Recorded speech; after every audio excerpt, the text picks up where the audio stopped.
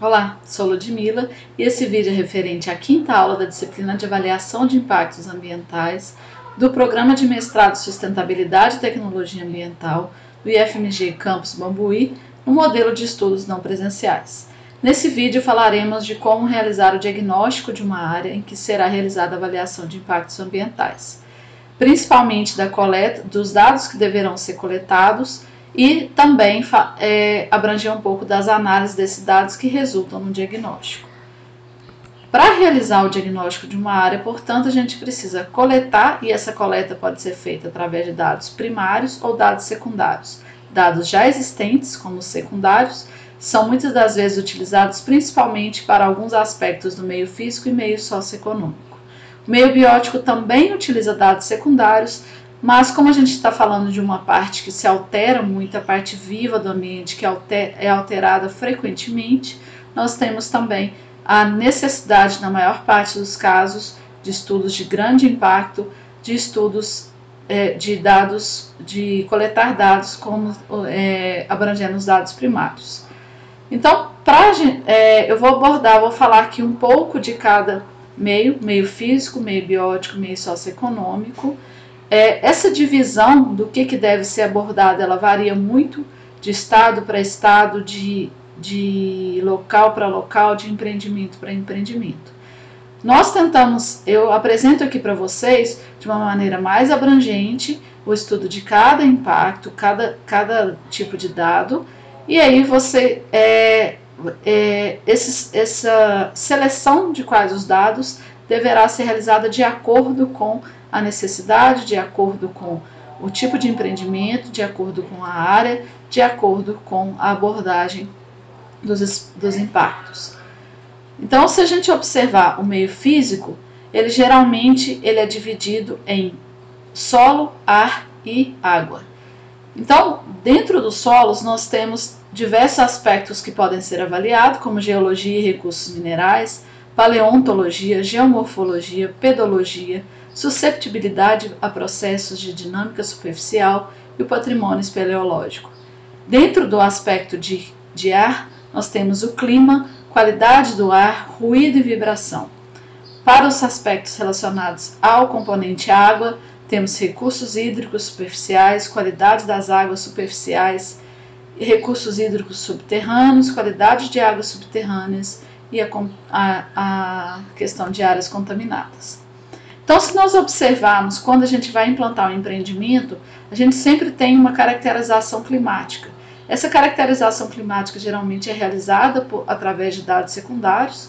Então, nós temos a temperatura, ambiente, umidade relativa, média, temperatura ambiente média, regime pluviométrico médio da região e direção e velocidade de ventos. Nós temos dados que são frequentemente coletados por estações pluviométricas e esses dados eles podem ser acessados escolhendo a estação pluviométrica mais perto do empreendimento. E esses dados, como eles são frequentemente já coletados, a gente consegue trabalhar com séries históricas, e é interessante que se trabalhe com séries históricas, uma vez que a gente pode enxergar algumas modificações nesses valores. Qualidade do ar. Então, a qualidade do ar é muito importante para aqueles empreendimentos que vão alterar, de certa forma, a qualidade do ar. Então, as grandes indústrias, elas necessitam, por exemplo, caracterizar de maneira mais aprofundada a qualidade do ar, a quantidade de poluentes já existentes, tá? Como que é a qualidade do ar nesse momento, para tentar prever qual que vai ser a implicação, qual que vai ser a modificação que o empreendimento vai trazer na qualidade do ar. Isso é interessante tanto para avaliação de impactos ambientais, quanto para a apresentação dos relatórios de acompanhamento e monitoramento posteriores.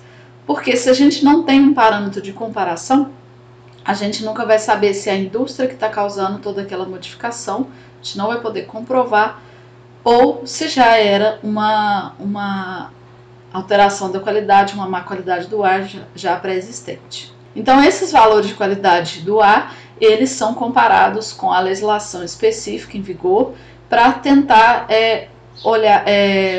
observar os padrões exigidos pela legislação. Ruído e vibração. Ruído e vibração é muito comum, principalmente na fase de construção de empreendimentos, são impactos geralmente presentes na maior parte dos empreendimentos. Então a gente precisa fazer um diagnóstico desses níveis de ruído já existentes e comparar com o que o empreendimento vai poder alterar, vai poder aumentar nesse quesito. Solos, nós temos geologia e recursos minerais. Então a gente precisa fazer uma caracterização. Essa parte de solos está muito relacionada com o mapeamento, então sempre existe a apresentação de mapas para distribuição espacial, né, dessas características. Então a gente precisa mapear as unidades geológicas, os perfis geológicos, apresentar espacialmente as principais feições estruturais, geológicas, tectônicas e assim fazer uma visão geral da geologia daquela região. A paleontologia é mais para mapear o potencial de conteúdo fossilífero. Então, se uma área de empreendimento não tem esse potencial de conteúdo fossilífero, então ela não precisa abordar esse aspecto. A geomorfologia é para mapa e caracterização geomorfológica, então ela trabalha com os aspectos de relevo, de declividade, de dinâmica de processo. E também, principalmente, qual que é a localização das estruturas do empreendimento em relação aos principais acidentes de relevo, que esses podem ser piorados ou podem alterar a partir da construção de um empreendimento. E principalmente a parte pedológica. Por quê? Porque a gente precisa mapear os tipos de solo, avaliar qual seria as características físicas, químicas e morfológicas desse solo, se ele está apto a receber aquele tipo de empreendimento, e assim prever quais tipos de impactos que podem ocorrer com a instalação do empreendimento naquele solo. Avaliar, por exemplo, os coeficientes de permeabilidade, especialmente para aqueles empreendimentos que têm um potencial de contaminação e poluição. Então a gente precisa prever o quão facilmente aquele solo pode ser contaminado e, consequentemente, as águas subterrâneas a partir do empreendimento, do tipo de empreendimento. Nesse mapa, então, aqui a gente mostra a divisão realizada dos tipos de solo, das curvas de nível e a direção do potencial das águas de superfície. Também está relacionado com a parte pedológica. Um outro aspecto também dentro do solo seria susceptibilidade a processos de dinâmica superficial. Então, geralmente para determinados tipos de empreendimentos associados principalmente ao uso do solo, nós temos que realizar um mapeamento para verificar a fragilidade ambiental à implantação daquele empreendimento. Então, é observado a declividade, os aspectos geológicos e a gente pode, por exemplo, avaliar as feições atualmente existentes, como sulcos, sorocas, assoreamentos, e ver a susceptibilidade, a fragilidade, se a fragilidade do ambiente é alta, muito alta. Então, tem determinados estados que eles exigem que seja feito nessas 4 classes aqui, como o estado de São Paulo, para a apresentação desse mapa.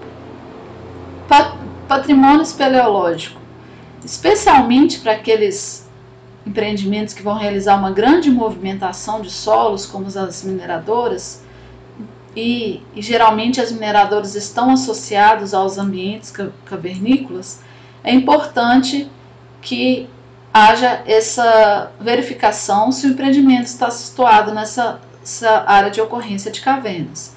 Então, se tiver, a gente precisa realizar um mapeamento de prospecção espeleológica, que vai delimitar quais as áreas potenciais de ambientes cavernícolas, e essa questão dos solos também está associada à questão do meio biótico. Ambientes cavernícolas são considerados ambientes com incidência alta de espécies endêmicas, de espécies vulneráveis à extinção, como também são ambientes mais sensíveis em relação aos solos, né?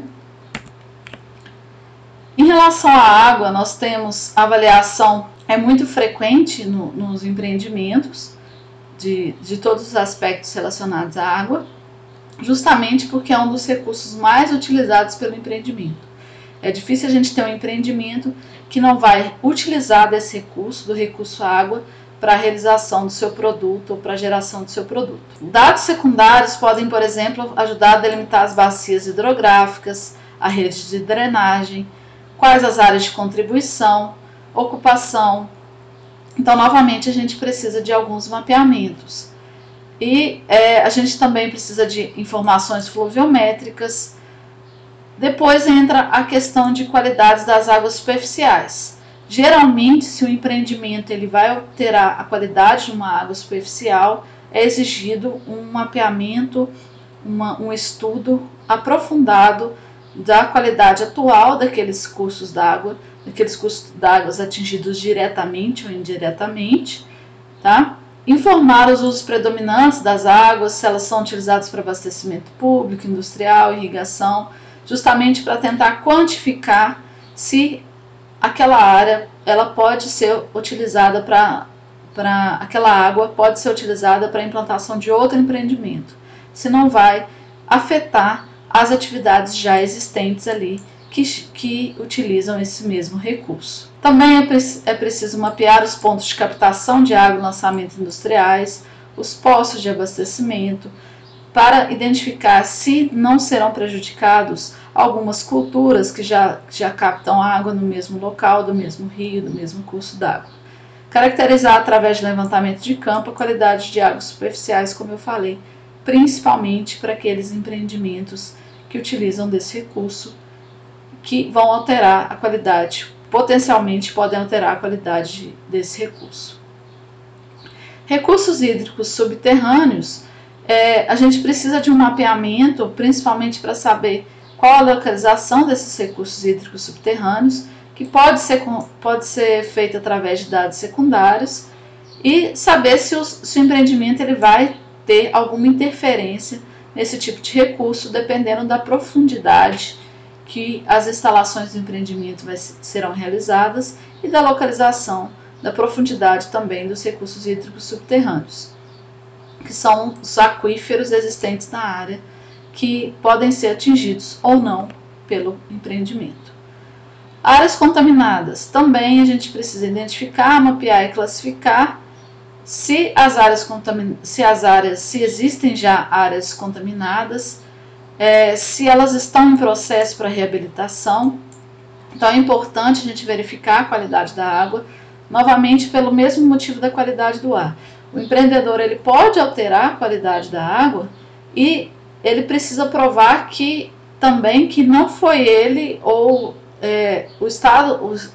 a qualidade da água naquele momento pode ter sido afetada por um evento anterior ao empreendimento. Então é preciso a gente ter um valor para a gente comparar após o início da operação do empreendimento.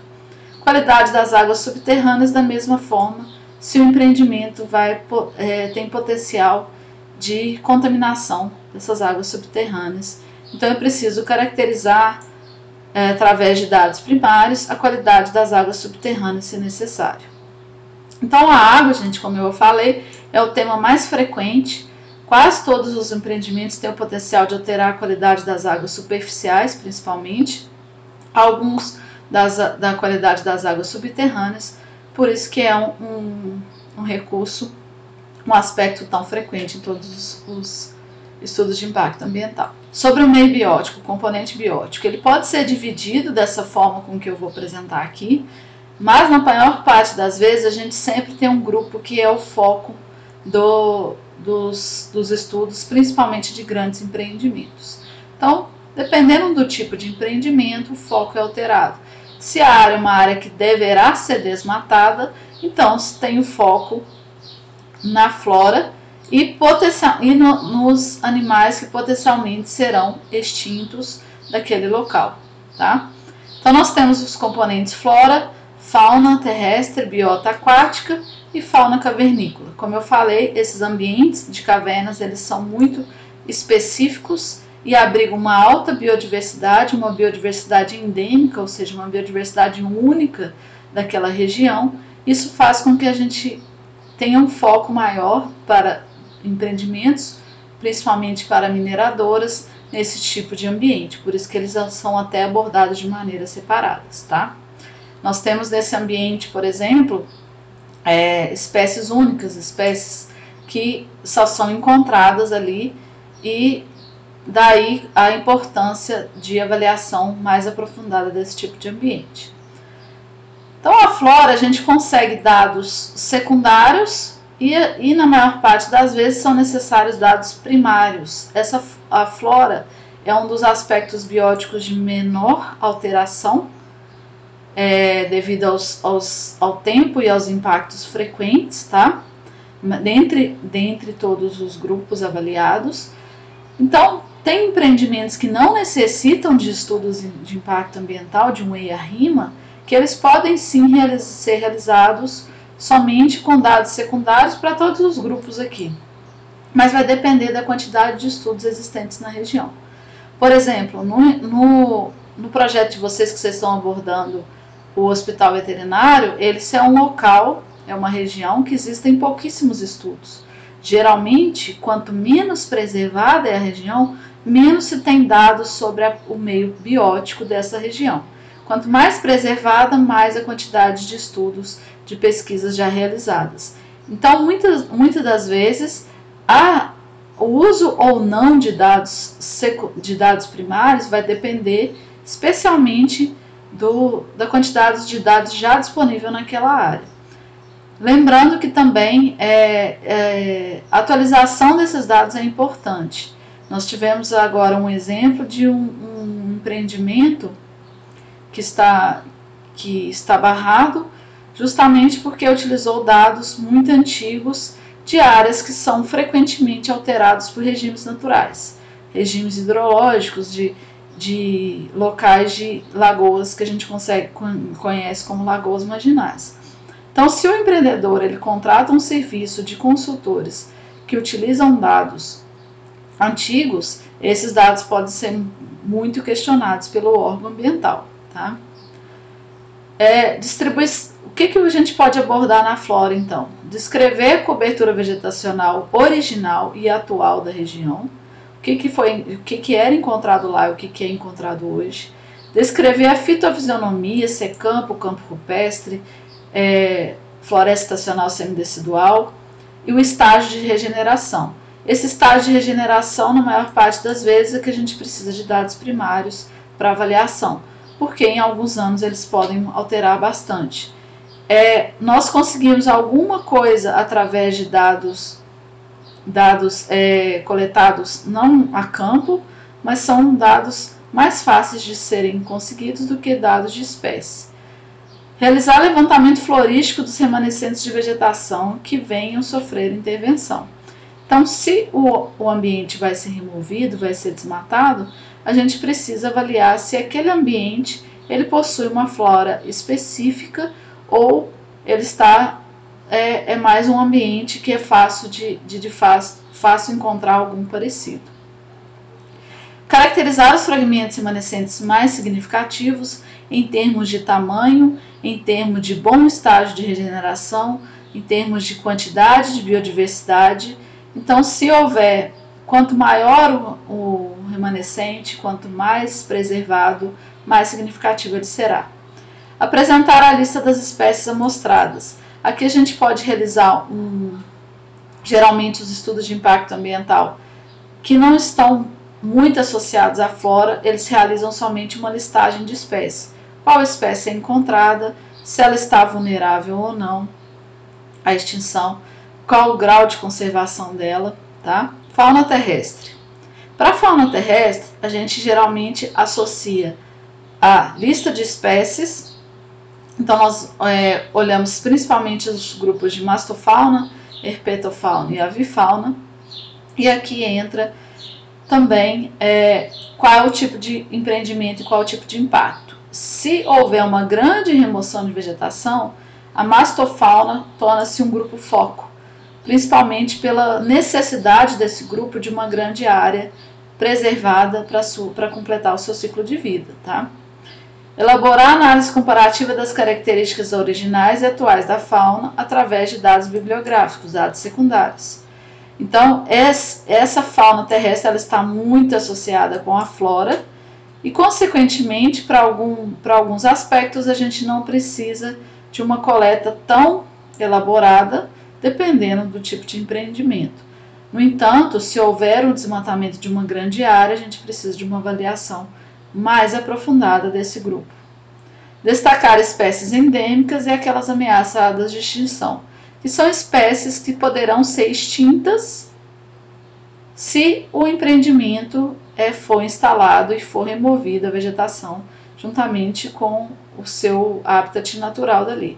Então, se a gente tem espécies endêmicas da fauna na região, já é um grande impacto, uma geração de um grande impacto que pode decorrer da extinção local ou extinção regional de uma espécie.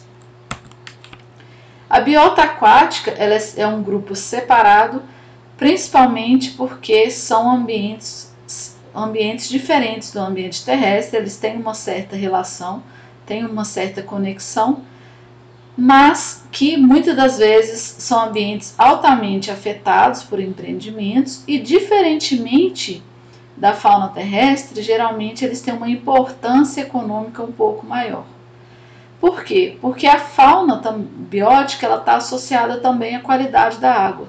E, além disso, nós temos os recursos pesqueiros, os peixes que são utilizados como fonte econômica e fonte de renda e fonte alimentar de diversas populações. Daí se dá mais importância, na maior parte das vezes, a esse tipo de grupo. Se for um empreendimento, uma usina hidrelétrica, ou uma mineração, ou um grande empreendimento que vá contaminar ou alterar a qualidade da água, esse grupo aqui ele é bastante visado para a realização de estudos primários, assim como estudos de monitoramento, posterior à instalação do empreendimento. Então, nós temos que avaliar não só a fauna, a parte ictiológica, né, de peixe, mas também a planctônica, de fito-zooplâncton, bentônica, a distribuição e abundância desses grupos e também da ictiofauna, que são os peixes, principalmente de peixes migradores. Alguns empreendimentos, eles fragmentam, assim como a gente vê o recorte de um grande fragmento de vegetação em dois e causa danos e muitas das vezes irreversíveis à fauna, a gente também tem esse cenário em rios. Então, não somente usinas hidrelétricas, mas, por exemplo, a construção de rodovias, de estradas, muitas das vezes realizam essa interferência em cursos d'água. Às vezes, pequenos cursos d'água, a gente coloca canalizações e essas canalizações afetam, elas fragmentam esses ambientes e isolam muito das populações, principalmente de peixe. Então, apresentar a lista das referentes à ictiofauna, nome científico popular, se ela é nativa, exótica, se principalmente tem hábitos migratórios, isso aqui é muito comum para peixes e aves, tá? E aí a gente faz um estudo mais completo desse grupo. A fauna cavernícola, como eu falei, para alguns tipos de locais ela precisa ser avaliada profundamente. Então, se a gente tiver uma intervenção direta em cavidades subterrâneas, a gente precisa fazer um levantamento primário, fazendo um levantamento a campo dessa fauna. E identificação de novas espécies, identificação de espécies ameaçadas, identificação de espécies vulneráveis à extinção, para saber qual o grau de relevância daquele ambiente, segundo a legislação pertinente. Então, são esses os aspectos bióticos. Mas, para a coleta de aspectos, esse grupo, gente, esse meio biótico, ele é um dos mais utilizados, onde se é mais realizada a coleta de dados primários, de dados a campo. E nós temos um problema que geralmente esses dados a gente não consegue coletar com certa rapidez como os demais dados. A gente precisa de estações, a gente precisa analisar, por exemplo, a parte ictiológica e de flora, tanto a parte de chuvas, as épocas de chuvas e a época de seca. Então, a gente precisa às vezes um ano só não é suficiente para a gente ter um diagnóstico preciso de alguns grupos, dependendo da área. E para isso a gente tem alguns passos gerais para estudo de grupos dessa parte biótica. Então o primeiro seria a seleção de grupos a serem mostrados. Então nós selecionamos quais os grupos necessitam de dados primários e quais grupos serão potencialmente mais afetados pelo empreendimento. E dentre esses grupos, os mais explorados são os vertebrados e plantas superiores. O segundo passo é selecionar um método de coleta em massa. Então, geralmente, o recurso é limitado. A gente precisa obter o máximo de espécimes, o máximo de indivíduos da fauna ou flora com o mínimo de esforço. Então, especialmente para grandes vertebrados, esse esforço geralmente ele é grande. Então, nós precisamos planejar bem para uma coleta, utilizando um método de coleta que seja mais abrangente possível, mas que seja específico para aquela área. Então, o método de coleta, ele vai se alterar, ele vai ser diferenciado dependendo do tipo de ambiente que a gente vai estar realizando o diagnóstico. Terceiro passo, planejar uma maneira de medir o esforço de coleta. Então, para a gente comparar e para a gente chegar a analisar os dados, a gente precisa saber qual o esforço de coleta, ou seja, quanto tempo eu deixei uma determinada armadilha em determinado local para coletar uma ave, para coletar um anfíbio. E o mesmo taxon, o mesmo grupo de espécies, eles podem ser coletados por diversas técnicas diferentes, ou a gente pode ter uma mesma técnica para diversos taxons. Isso aí vai depender também do tipo de coleta que a gente quer realizar, do tipo de animal ou vegetal presente na área. Por exemplo, se a gente está falando de um ambiente de campo, em que nós temos mais espécies vegetacionais rasteiras, o método de coleta é completamente diferente para um ambiente arborícola, onde tem maior quantidade de árvores. Identificação e análise dos espécimes dos indivíduos, saber quantas espécies foram coletadas, quantos indivíduos de cada espécie ocorrem em cada unidade amostral. Então, além da gente realizar a coleta, nós temos que desenhar qual a melhor forma de pegar o maior número de espécies e o maior número de indivíduos utilizando aquele método específico. E depois vem o quinto passo, que seria o mais importante, que são as análises do dado. Por isso que a gente tem que planejar muito bem os passos anteriores, porque a análise de dados é importante para a gente chegar às conclusões a respeito do diagnóstico.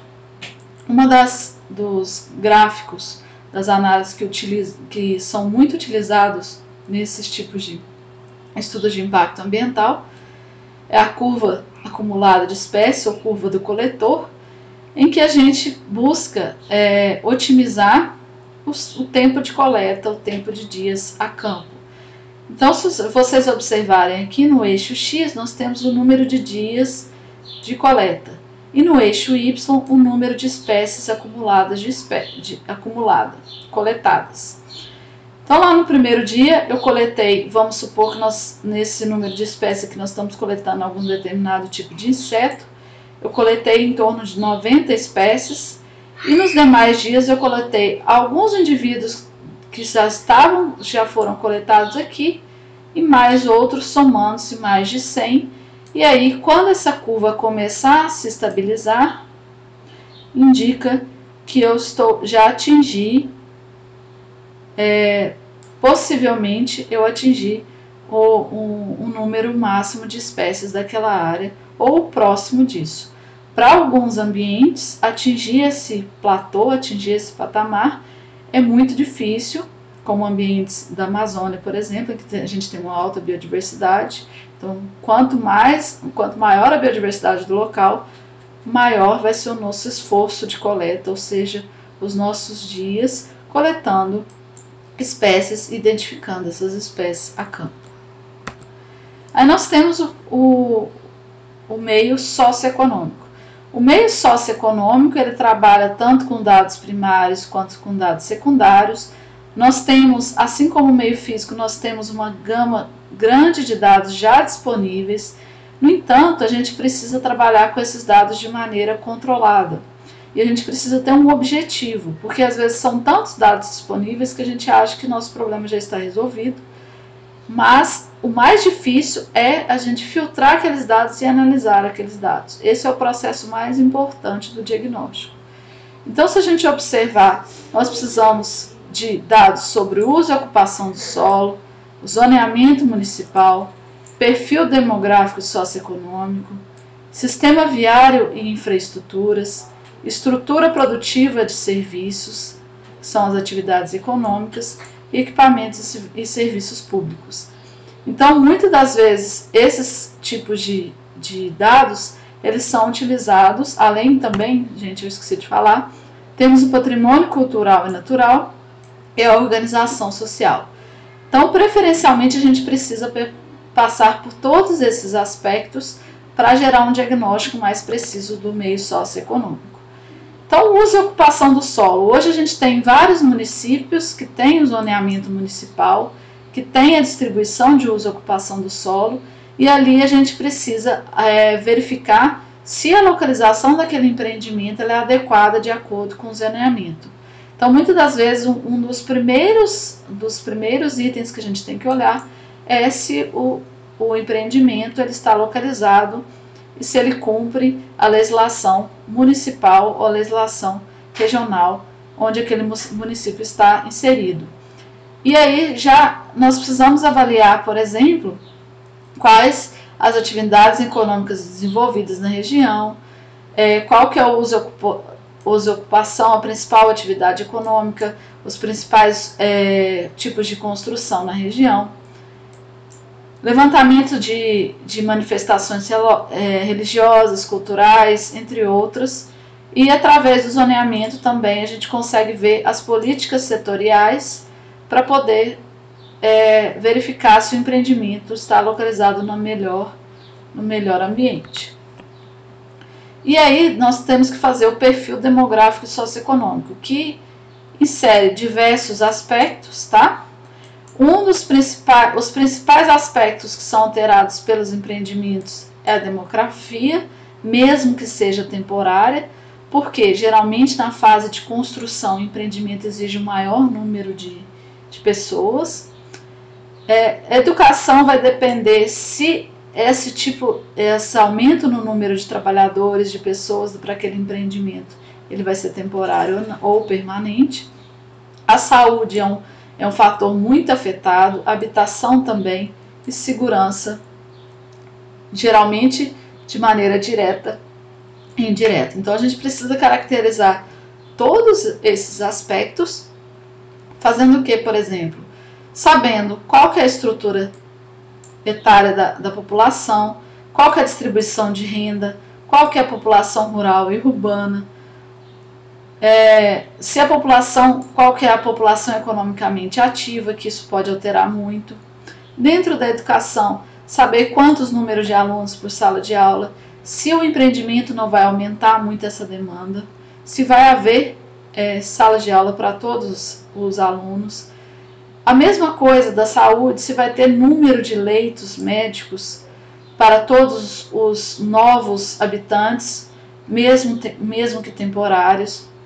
Habitação, se não vai ocorrer um problema na quantidade de domicílios vagos em relação ao número de indivíduos.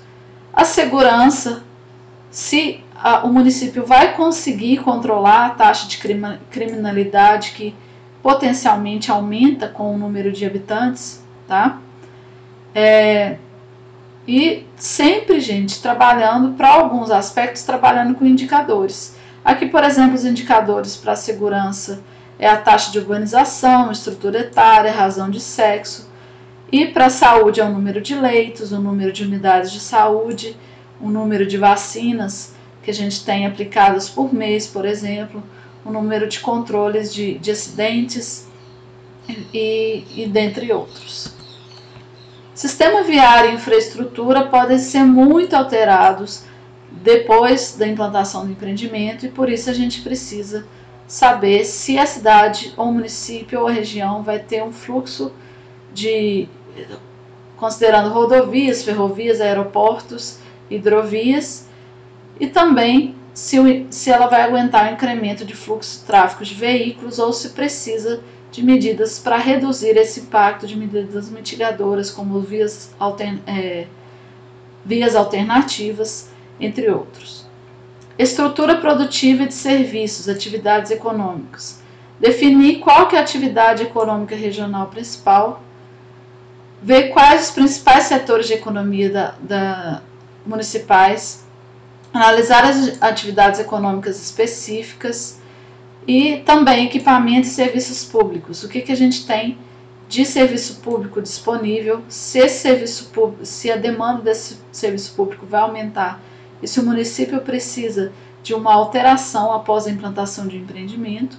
Então, dependendo do porte do empreendimento, nós precisamos, ocorre uma demanda maior pelo uso do sistema de saúde, pelos postos de saúde, e também alguns problemas indiretos, como, por exemplo, aumento de doenças sexualmente transmissíveis, que geralmente acontece com a migração de uma grande quantidade de pessoas para um município pequeno, por exemplo.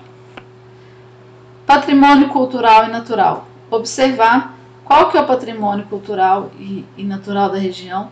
Isso aqui é algo que a gente não consegue ficar replicando de um estudo de impacto ambiental para outro.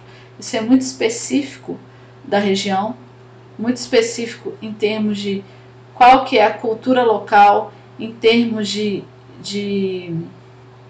paisagem, de cultos religiosos, de patrimônios culturais, entre outros. A organização social, identificar os principais movimentos sociais e ONGs ali presentes, tá? Comunidades tradicionais, verificar se existem ali comunidades quilombolas, comunidades indígenas que são existentes ou que deixaram alguns indivíduos que ainda realizam esse tipo de cultura, e qual que é a relação do meio natural, principalmente com essas pessoas e com as comunidades, por exemplo, as comunidades ribeirinhas. Então, sobre a avaliação socioeconômica, ela vai depender muito do tipo e porte de empreendimento e segundo as características da região, como eu falei. Alguns dados eles precisam ser de informações históricas. E também a gente precisa prestar muita atenção na escala utilizada. Hoje a gente tem uma fonte de dados rica, como eu falei, de alguns aspectos socioeconômicos. Um exemplo dessas fontes de dados é o DataSUS, o IBGE, a Fundação João Pinheiro. No entanto, a gente precisa observar se essas fontes de dados elas suprem a demanda específica do empreendimento e do local. Por isso a gente tem que observar a escala, né? Então a gente observa quais os municípios que serão afetados pelo empreendimento e a gente tem que trabalhar com as características divergentes de cada município. Cada município possui características diferentes e na maior parte das vezes a gente precisa analisá-los separadamente para entender os padrões. Então é preciso tomar muito cuidado com esses dados já disponíveis para a gente observar se eles são aplicáveis na escala que a gente quer. Às vezes, se a gente quer realizar um empreendimento que vai afetar de maneira indireta 3 municípios, a gente não pode simplesmente usar indicadores de uma grande cidade ao lado ou de cidades ou de regiões mais extensas. Quais são os impactos da saúde recorrentes? Às vezes os impactos da saúde eles não são tão claros, eles são indiretos, mas causam muitos danos aos municípios. Então, alguns impactos recorrentes são a incidência de doenças infecciosas, inclusive de sexualmente transmissíveis. A gente vê historicamente alguns empreendimentos que aumentaram e muito a quantidade de doenças como HIV em em áreas onde foram implantados grandes empreendimentos, principalmente na fase de construção. Aumento de doenças respiratórias, principalmente também associada à construção de empreendimentos ou especialmente a mineradoras, que são doenças que demoram um pouco para aparecerem, mas que demandam uma grande quantidade de postos de saúde em épocas de inverno principalmente. Aumento da população de vetores, de mosquitos transmissores de malária, por exemplo, em algumas regiões. Isso é muito importante da gente prever nos impactos. E quais são os métodos de coletas para esse tipo para o meio socioeconômico? Então a gente precisa de entrevistas e discussões focadas. Essas entrevistas elas têm que ser muito bem planejadas. A gente precisa gastar um tempo muito grande na elaboração desses questionários. Tá? Levantamento de conhecimento de atitudes, de conhecimento, de atitudes, de crenças e práticas, se tem alguns aspectos religiosos específicos, algumas crenças específicas daquela região, avaliação de necessidades de saúde, de alimentação e nutrição, qual o tipo de alimento geralmente utilizado pelas pessoas locais. Isso tudo, gente, esse tipo de diagnóstico, ele vai balizar também, não só do meio socioeconômico, mas os outros meios, vai balizar principalmente qual a mitigação mais associada e mais aplicada àquele tipo de problema. Então, especialmente para o meio biótico e meio socioeconômico, nesses aspectos culturais, a gente tem que a mitigação tem que ser bastante específica e bastante voltada para aquele tipo de impacto. Então, muitas das vezes a gente não percebe, os empreendedores, eles utilizam de outras medidas mitigadoras, de outros empreendimentos ou de outros locais para resolver aquele problema. E grande parte dessas medidas mitigadoras, elas não são funcionais, porque não foi feito um estudo aprofundado da população. Então, por exemplo, alguns empreendimentos que criam algumas medidas mitigadoras, eles podem trazer até danos mais graves e podem ser um gasto grande e que não vai suprir a necessidade da população e vai causar um certo desconforto ou até mesmo uma revolta associada ao empreendimento. Lembrando também que os impactos eles possuem distribuição desigual, então nós temos sempre alguns grupos que são mais vulneráveis àquele tipo de impacto, tá? Temos os efeitos cumulativos que a gente precisa associar, precisa pensar e associar na hora de mensurar os impactos, principalmente aqueles impactos que não são imediatos, como contaminação do ar, contaminação do solo, contaminação da água. Efeito a longo prazo também, quando a população é exposta a fatores de risco durante um bom tempo, então tudo isso precisa ser considerado como impacto indireto e analisado para que a gente não tenha problemas futuros, empreendimentos não alcancem problemas graves futuramente. Então, gente, sobre o diagnóstico era isso. As análises dos impactos a partir desses dados são muito específicas. A gente tem diversos tipos de análise, como modelagens para o uso de modelos matemáticos para poluição do ar, do solo e da água. Nós temos análises mais específicas, análises qualitativas, principalmente para os dados socioeconômicos, que a gente geralmente não tem como analisar quantitativamente, mas nós temos que dar preferência ao tipo de análises quantitativas dos dados para a elaboração de diagnósticos mais específicos e avaliar sempre os impactos indiretos e como esses irão afetar a população ou o meio biótico. Então não se esqueçam, gente, tire as suas dúvidas, postem lá no fórum, participe dos fóruns, compartilhe materiais interessantes que vocês acharem, compartilhem experiências que serão muito significativas à nossa disciplina. E não se esqueçam das questões semanais do projeto e bons estudos a todos.